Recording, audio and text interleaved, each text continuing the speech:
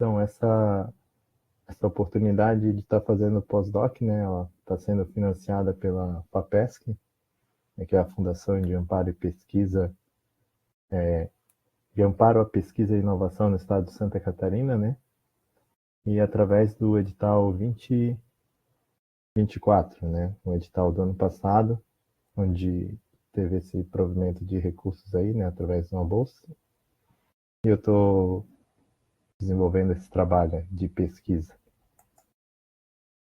A gente tem um pequeno roteiro para hoje, que é a introduçãozinha dos conceitos relacionados, né? Desafios, alguns resultados parciais, a partir de um dos resultados parciais bem específico, assim, que é a parte de estilometria e autenticação contínua, ou continuada, que a gente teve um artigo publicado agora sobre isso, o professor apresentou para a gente lá no COURB, e os próximos passos, né? A pequena introdução é que o que a gente vê no dia a dia, né? IA tem sido muito boa, mas tem dado alguns problemas. Principalmente para autenticação, a parte biométrica, né? Alguém liga para ti, fala contigo, tu não sabe se é a pessoa mesmo, manda um vídeo, publica uma coisa no próprio mídia social, daí tu não tem como saber se é ela. Às vezes o algoritmo que usou, o método de geração de vídeo não é tão refinado, não teve um pós-tratamento, né? Aí tu até vê que é meio estranho, assim, daí tu, como pessoa, tu consegue às vezes perceber, assim, tem uma estranheza no vídeo, né? Mas é uma questão muito forte agora para autenticação. Muitas fraudes e muitos desafios têm surgido quanto ao uso da IA generativa, né? Nesse aspecto de autenticação. E daí, para endereçar isso, Só algumas... Wesley, o Oi, seguinte, professor. não tens como tu deixar a tela cheia ali, porque aí é projetado na tela, fica melhor para eles verem, principalmente o pessoal do fundo Ah, ali. tá. Eu vou tirar só o meu vídeo, então. E daí Vamos eu ver o que é. aumento. Aumenta a área útil. Aqui, isso. Ficou melhor, né? Acho que sim. Para vocês estão vendo Como? bem também? Essa parte aqui. E como é que eu fecho isso? Só clico aqui? Ok. Então, Ah, ok. o problema aqui é meu mesmo. Eu que tinha que fechar uma janelinha aqui. Uma Fechou, abinha. pode continuar. Agora, Ok, se quiser professor. colocar, eu acho também não vai fazer Oi? diferença. É contigo. Tá bom. Então, mas eu vou deixar assim para a gente otimizar a banda, tá? E daí, assim, Ok. só voltando ali, então nesse cenário, assim, é bem desafiante, né? Até para pessoas mais especializadas em descobrir se uma imagem é falsa, se o conteúdo, né, a parte da mensagem é uma mensagem que não é característica daquela pessoa, enviar uma imagem, um vídeo. Então é tudo muito difícil, assim, e principalmente para quem não está acostumado com tecnologia. Então alguém pode ligar para uma pessoa que não está tão acostumada, às vezes tem mais idade ou de uma zona mais rural e aplicar golpes, né? Isso tem sido bem problemático. Até mesmo grandes bancos estão sofrendo golpes, né? E daí uma das abordagens disso, de como evitar isso, identificar, é através de aprendizado profundo, né, Deep Learning, ou aprendizado de máquina, é o Machine Learning. São técnicas diferentes. Algumas são mais aplicáveis para imagens, outras são mais aplicáveis para texto.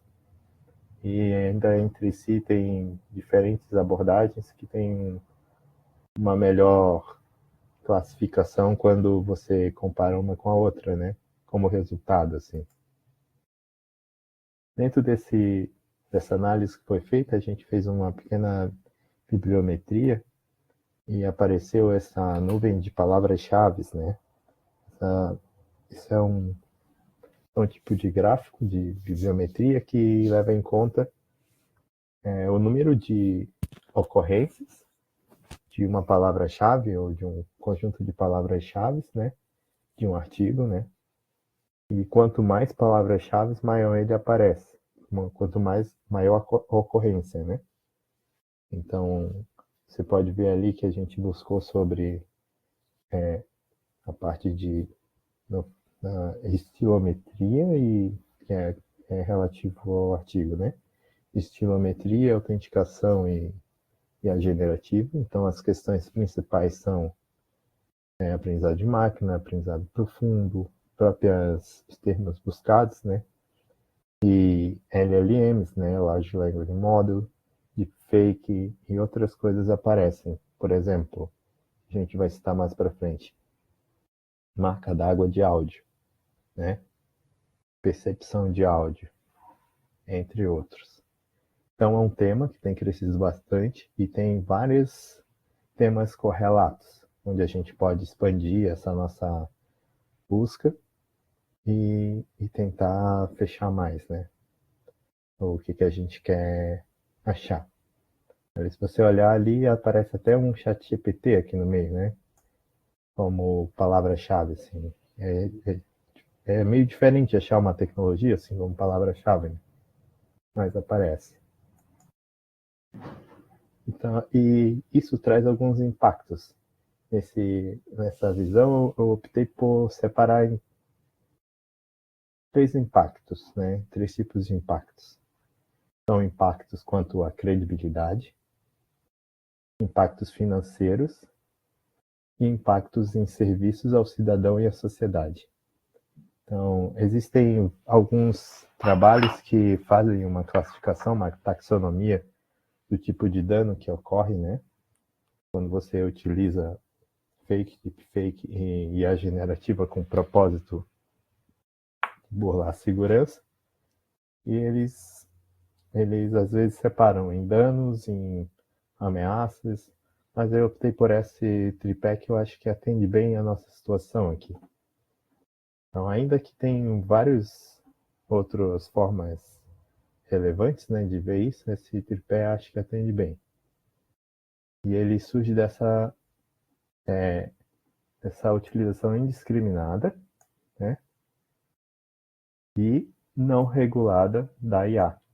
Por que indiscriminada? Porque ainda não está bem certinho assim, ó, de quem que é a responsabilidade pela geração do conteúdo. É por quem gerou? Mas você teria como rastrear quem gerou? Se ele gerou e está pagando, não é sua responsabilidade também? Então tudo isso ainda está meio cinzento, assim. Tem muita empresa que fornece tecnologia que está sendo utilizada para dar golpes, contudo, ela recebe sua parte, seu pagamento e não é penalizada por isso. Né? Essa é uma questão bem atual, tá? Da questão de autenticidade e utilização de IA generativa para fraudes. Um exemplo é já os bancos já estão prevendo assim, ó, em bilhões quanto que eles vão perder, né? Com a partir do surgimento da IA generativa, né? Aí tem aqui, ó, expectativa de fraude, né? Perdas em fraudes nos anos vindouros. Então a gente tem aqui, quando foi o boom do chat GPT ali, né? Veio essa promessa ali em 2023. A partir disso, ó, tem as projeções mais conservadoras, mais agressivas e os casos base, né? Então você vê que, ó, você tem aqui já uma perda que vem crescente, mas com o surgimento da IA isso ainda elevou muito, né? Então os bancos já estão se preparando para isso. Não é nem tentando mitigar, já vai acontecer e a gente tem que estar preparado, né? Um exemplo que aconteceu especificamente com bancos foi o caso de um CFO, né, um Chief Financial Officer, que foi impersonado, né, foi simulado a voz dele, né, a voz e o vídeo, e foi feito um deepfake e foi transferido do banco, né, 25 milhões da conta do banco para uma outra conta lá, que foi enviada, né? Então, os funcionários do banco acreditaram que era ele. Nesse caso, ficou bem famoso, assim, pelo volume do financeiro que foi movimentado, né? Um único golpe, 25 milhões. E isso é um exemplo bem palpável, assim, de problema que o deepfake pode gerar, né? A gente vê no dia a dia assim, fulano ligou e tinha um bandido lá fingindo que tinha voz de criança e falando que era a filha que foi sequestrada. Hoje não é mais assim, né? O bandido já liga e ele já consegue simular uma voz, né? Fazer essa simulação da voz da pessoa e fazer um deepfake ali da voz e conseguir enganar, se ele quiser, a pessoa. Que foi o que aconteceu com o vídeo aí nesse caso. Outro caso também bem famoso foi o deepfake do Zelensky, né? Onde ele foi, ele fingiam que ele dava um pronunciamento, né, que era irreal, assim. A tecnologia ainda não era muito boa, né? Dava para perceber que não era ele, mas às vezes você não está muito acostumado com tecnologia e pode acontecer de você cair nesse tipo de golpe. Né? Então, nisso a gente tem um monte de problema que a gente tem que abordar, né? E esses desafios aí têm que ser sempre pensados e pesquisados enquanto pesquisadores da área de segurança e da área de autenticação. É importante a gente ter um olhar com carinho para isso, né? A maioria das coisas tem um impacto muito grande, né? Nessas três pernas aí que eu falei, né? Começando aqui com a credibilidade. Né? Às vezes ela vai ocorrer de você utilizar esse deepfake para fazer você queimar algum político ou fazer um ataque pessoal a alguém, trabalhando contra a credibilidade daquela pessoa, né? Essa disseminação ela tem um impacto muito grande, né? Porque tem uma questão que um pesquisador fala que é do viés interno, né?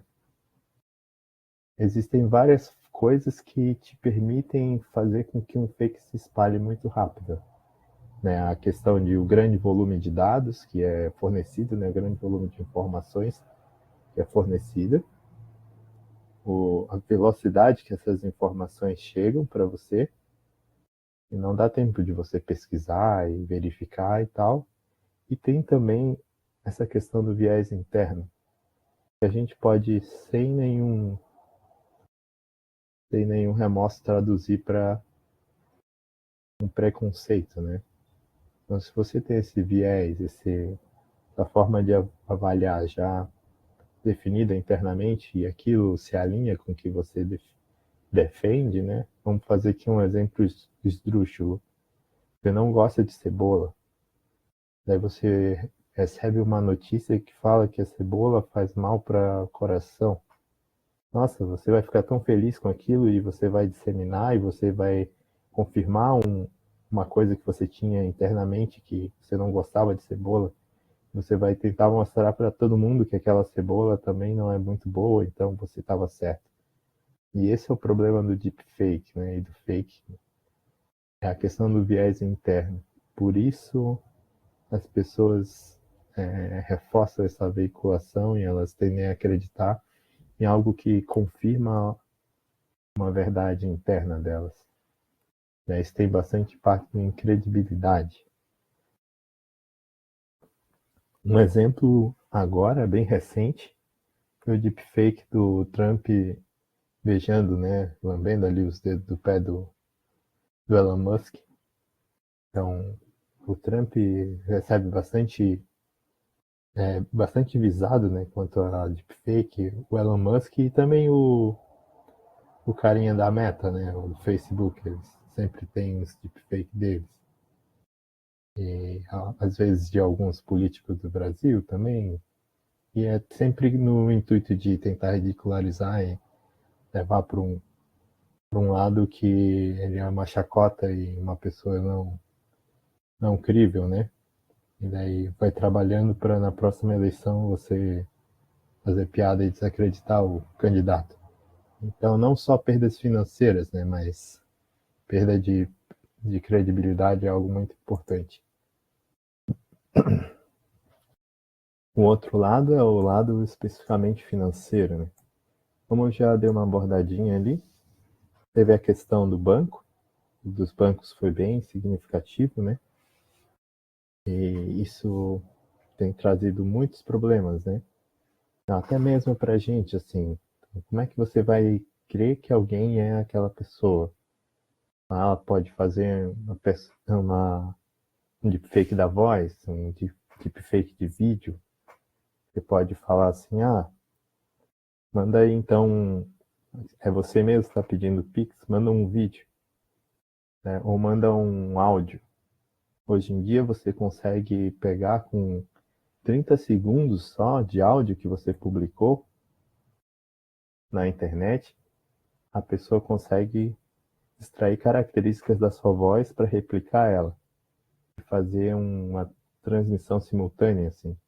Você fala no microfone, ele converte e sai a sua voz. Então é algo muito preocupante, assim. Algumas abordagens, né, para evitar esse tipo de situação, elas já inserem uma marca d'água, né? Elas fazem um tratamento no momento da gravação. Então, eu sou uma pessoa pública e eu vou colocar um áudio meu na internet, então eu consigo tratar esse áudio de forma que seja mais difícil e alguém consiga utilizar ele para extrair características e replicar minha voz. Então, isso é uma das soluções, né, para a questão de autenticidade e autenticação em IA generativa. São basicamente duas formas que você tem de abordar isso, né? Então, você aborda de maneira ativa, é você trabalhar em cima da mídia, né? Na produção dela, como eu falei ali. Você pega e gera a mídia e você insere uma marca d'água, insere um código para evitar que ele seja utilizado com maus propósitos, e daí você está fazendo algo ativo, né? Alguns pesquisadores propõem algoritmos e hardware para fazer a geração já com marca d'água e com segurança das próprias imagens ou fotografias, né? Então, quando você gera, você bate a foto, o próprio dispositivo que bateu a foto vai ter um circuito que vai fazer a segurança e vai fazer como se fosse a assinatura digital daquela mídia. Aí você consegue identificar, né? Que aquilo foi gerado por uma máquina e qual foi o modelo da máquina e tudo mais. Mas isso ainda é mais futuro, né? E eventualmente tudo isso é uma corrida de gato e rato. Conforme vai evoluindo a segurança, vai evoluindo os desafios, né? Uma hora tem que pensar alguma coisa institucional e questão legal, né, que resolva e responsabilize adequadamente as pessoas, né? Isso é a forma ativa, né? A forma passiva é você ter uma mídia, independente dela ter sido ter sofrido qualquer algoritmo ou marca d'água, você consegue, através de utilização de deep learning e outras técnicas, identificar que aquilo não é real, ou que ainda que aquilo sofreu modificação, né? E não adianta só não ser real, né? Pode ser algo real modificado. Também é problemático. Pode ter um cantinho que teve uma pessoa apagada, pode ter um detalhe de uma foto que tinha uma placa de carro e aquela placa de carro foi alterada. Então é tudo muito complexo. Ou ainda questões de utilização de vídeo, né? Uma área de pesquisa é essa, utilização de vídeo feitos pelos policiais para a identificação de elementos em crimes, né? Como que eu posso falar que aquele vídeo é real hoje em dia, se o deepfake tá aí? Como que eu posso garantir como que isso pode ser utilizado como uma prova, né? Para a gente aqui não é tão problemático, mas Em alguns países, né, isso é mais utilizado, assim. Aqui, comumente, quando você vai acessar o vídeo, aquele vídeo, o meu equipamento estava com problema, apagou, e não sei o quê, mas em alguns países é mais levado a sério, assim. E essa questão tem sido bem pesquisada e comentada em artigos, né? A questão da utilização e da aceitabilidade desse tipo de mídia agora que a gente tem os deepfakes. Então, isso tudo é questão importante na pesquisa, né? E que também esses aspectos, né? Bom era esse tempo aqui, né? Que a gente tinha só os fake, era só os SMS que a gente recebia, né? Caso ali é um cara tentando dar um golpe, né? Ele fala, ó, manda o seu nome completo, número de identidade, CPF, cartão de crédito. A pessoa acha que é um robô, né? Que é um agente. Hoje a gente fala agente, né? Aí a pessoa ainda responde errado, né? É um robô. Esse tempo era bom. Hoje em dia mudou, né? Hoje em dia a gente tem problemas sérios, né? Bom, por exemplo, a notícia falando sobre as chamadas telefônicas são um risco de segurança para a empresa, né? Antes tinha um e-mail, pode conter erro gramatical, remetente suspeito, tal. Chamadas de fake já são muito convincentes. Ela liga para ti por vídeo e elas podem fazer um estrago financeiro grande. Ou elas podem ter acesso a informações que não deveriam ter sido liberadas, né?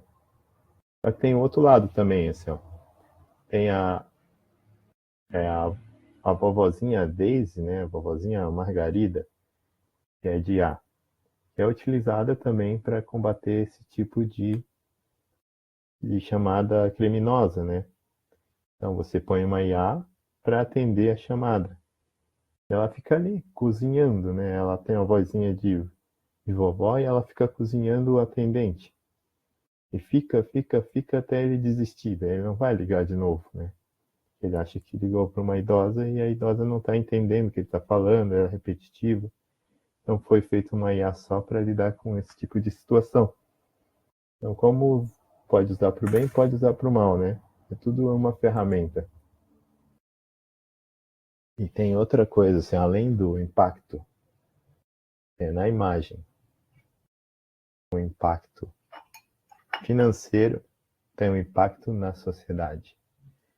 A percepção de insegurança, a percepção de vulnerabilidade, a percepção de que está tudo se perdendo. Né? Esse eu acho que é o pior. O impacto social que gera uma insegurança no usuário final, né? E, e isso tem um motivo bem importante de ser assim, né? E tem sua razão de gerar essa insegurança. Por exemplo, um autor ele pesquisa só a utilização de vídeos e fotos para geração de deepfakes, né?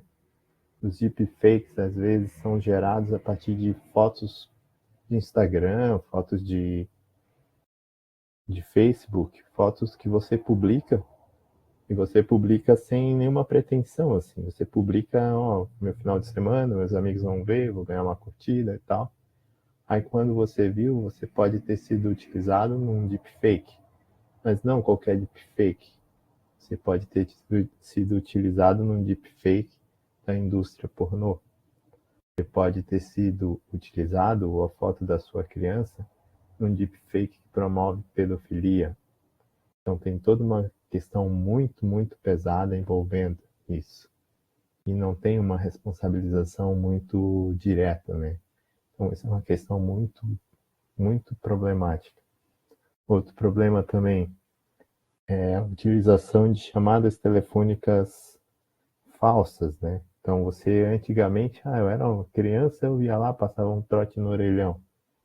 Hoje não. Você vai lá, você converte sua voz numa voz de um idoso, Ele diz que caiu, que está passando mal, chama o SAMU, manda para casa de alguém, o SAMU se desloca, meia hora, deixa de atender outras pessoas, o bombeiro se desloca, deixa de atender outras pessoas, gera um custo, então isso tem gerado um problema na questão dos serviços ao cidadão, né? Principalmente essa parte de trotes e a percepção de segurança. Ou você liga para a polícia e fala que vai ter um ataque numa escola, isso é mais comum nos Estados Unidos, né? Mas o pesquisador cita bem esses casos. E daí a pessoa não tem, ela já está com muito medo de que o filho dela sofra alguma coisa e ela vê aquela situação. Isso gera toda uma insegurança social e a partir disso decorrem muitos problemas. Então, tudo isso é questão abordada, né? Essa parte de autenticidade e autenticação. Então, é bem problemático, né? Aqui os autores que falam sobre a parte de ligações telefônicas.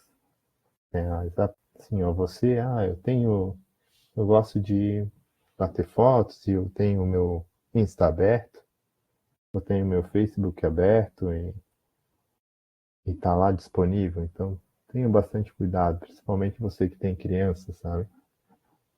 Pode ser um problema futuro, assim. E a foto anda, né? E daí a gente fala aqui, tem duas reportagens que falam sobre isso, né? Tem uma que cortou um pouco, que fala sobre o. Deixa eu ver se eu diminuo. Ó, deepfake porn. Porque isso porque nós temos que fazer disso um crime, né?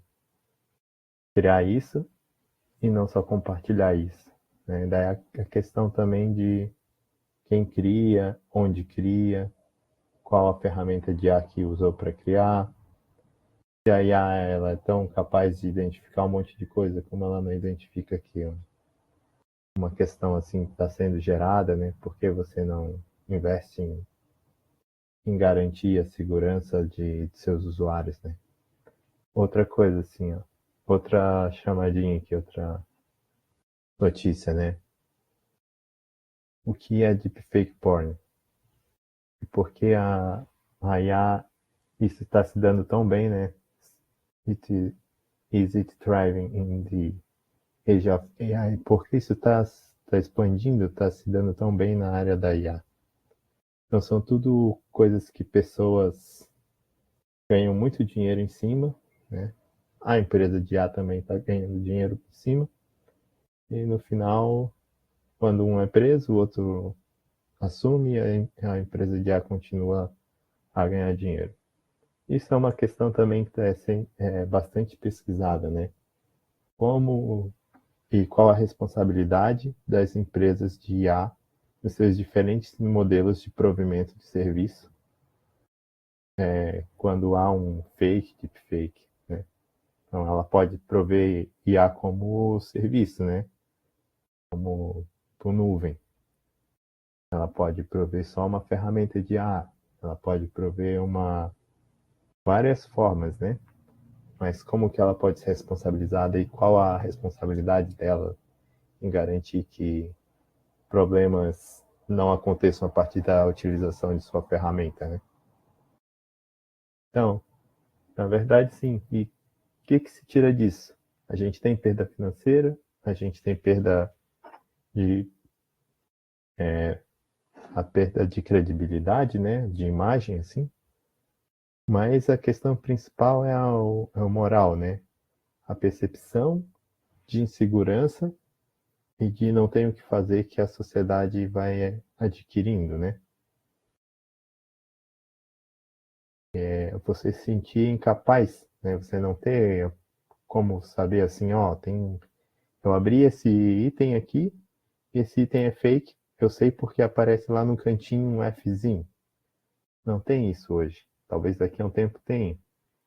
E é por causa disso, bastante crime está acontecendo, né? Bastante coisa bizarra acontece. E vai continuar acontecendo, e para isso essa pesquisa se propõe a mapear isso e propor algumas formas de evoluir um pouco a segurança, né? Ainda não cheguei nessa fase, né? Estou fechando o mapeamento, mas já tem algumas visões de futuro para essas formas de garantir, né? Como eu falei para vocês. Basicamente, hoje a gente tem duas formas, né? Ativa e a passiva, mas isso vai depender muito de cada mídia. Então, a gente pode levar investimentos em novos algoritmos, na evolução de dispositivos de captura para testar a origem de artefatos e tal. E isso já está sendo desenvolvido, né? Novos algoritmos, algoritmos para identificação, algoritmos que vão identificar que esse pequeno conjunto de pixel aqui está estranho. Então pode ser que isso é fake. Já levanta uma questão, né? Mas isso daí não elimina, por exemplo, situações que são situações inerentes ao ser humano, por exemplo. A pessoa ela pode até ter uma percepção que aquilo é muito provável ser fake. Mas se ela tiver o viés interno, se ela tiver aquele preconceito, ela vai para frente. Independente de ser fake, porque aquilo vai fazer uma massagem no ego dela, aquilo vai autoafirmar ela. Então tem toda essa questão. Assim como também o deepfake porn. A pessoa sabe que aquilo é fake, né? No caso das novas celebridades digitais que são IA, pura IA. Muitas têm muitos seguidores, muitas geram muito dinheiro com OnlyFans e outro tipo de venda de conteúdo. E as pessoas sabem que aquilo não é real. As pessoas não se importam. Então tem muita uma questão de preparar o ser humano psicologicamente para isso, né? Então, vou gerar deepfake pornô de pessoas reais. Tem pessoa que não se importa com isso, é deepfake.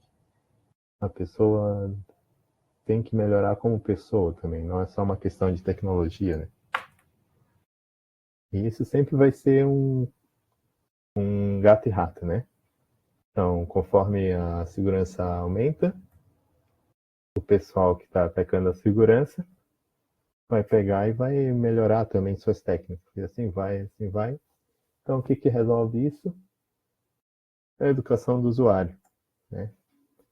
Você tentar diminuir esse viés interno, você tentar ensinar ele, caso ele não saiba como identificar se algo é fake, se não é fake, ou você, no mínimo, responsabilizar ele, né? Ele é a empresa que permitiu essa geração, né? Então tem que ter uma evolução aí na questão legal, né? Isso, então essa mitigação ela passa por essa questão de responsabilização das partes envolvidas. Eu sou um provedor que entrega conteúdo, por exemplo, eu entrego conteúdo de pedofilia. Então a pessoa vai presa. Mas eu sou um provedor de serviço que é utilizado para geração de conteúdo de pedofilia. Mas, na verdade, você também pode gerar outras coisas, né? Porque é uma ferramenta IA. Então você não tem nenhuma responsabilidade. Isso é totalmente errado, né? E se faz parte da cadeia, tem que ser responsabilizado, né? Ainda tem bastante coisa também legal para evoluir. A gente trabalha aqui com a parte acadêmica só, na computação só na parte de ferramentas, mas a parte do jurídico também tem que evoluir bastante e evoluir logo, né? Isso é uma questão bem importante, conforme esse autor aqui, ó. E Vic e colegas, ou et al., né? E a questão da utilização de tecnologias que são suscetíveis a fake, né? A questão dos vídeos pela polícia, a gente tem essa autora aqui, que é a Ristovska. E é tudo questão bem atual, tá? 2023 para cá. Se a gente for pesquisar essa área, é isso aí. Tem 3, 4 anos de problemas mais sérios, né? As tecnologias surgiram antes, mas problemas mais sérios começaram agora, com a popularização. Ainda sobre a parte acadêmica, a gente tem aqui a correlação entre os temas de pesquisa, né, entre as palavras de busca, né, ou temas, ocorrência de palavras. E a gente tem aqui, por exemplo, a autenticação é uma questão bem forte, né? A autenticação, nesse caso, se utiliza para autenticação de pessoas, né? De fatores de pessoas, ver se a pessoa é a pessoa mesmo. A questão de autenticidade, né? Se aquilo foi feito pela pessoa mesmo. Se aquilo é real ou se é um fake, né? A IA generativa também é um termo bem forte, por isso a bolinha dela é maior. E a gente tem coisas bem fortes associadas, mas não tão correlacionadas como deepfake, inteligência artificial, sempre andam juntos, ó. Modelos de linguagem. A parte de linguística é muito utilizada, principalmente na parte textual, tá? A gente vai ver quando eu falar ali sobre o trabalho, né? E é meio isso, né? A gente viu ali na figura 2, né, uma área que expande bastante, né? E existe muita coisa que está acontecendo. Com a questão da 6G, expandiu mais, tá? E agora você pode utilizar também a IA para IA mitigar e propor soluções de segurança nesse sistema que é mais dinâmico, que é a 6G, né? Quando chegar a 6G, a gente vai ter uma escala de bilhões de dispositivos conectados, né? E isso todo mundo conversando com todo mundo ao mesmo tempo, então aumenta muito a parte que você pode atacar, né? Se você falar em dispositivos, você tem bilhões, mas você pode atacar o serviço que é provido, você pode atacar a rede de transmissão de dados, você pode atacar um monte